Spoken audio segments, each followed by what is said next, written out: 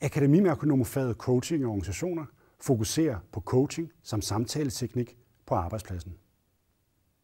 Kurset henvender sig til ledere såvel som medarbejdere, som ønsker en forståelse af den såkaldte systemiske coaching.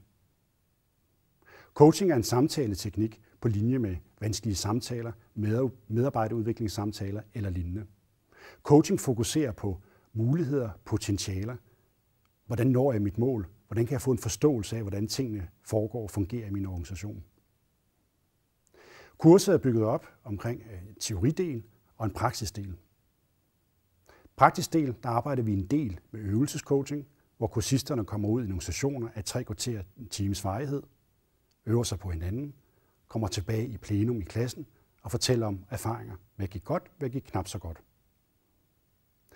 Som kursist på Akademimerkonomfaget coaching og organisationer vil man få adgang til et væld af værktøjer, samtaleværktøjer. Man vil få en forståelse af, hvordan organisationer fungerer i systemisk perspektiv.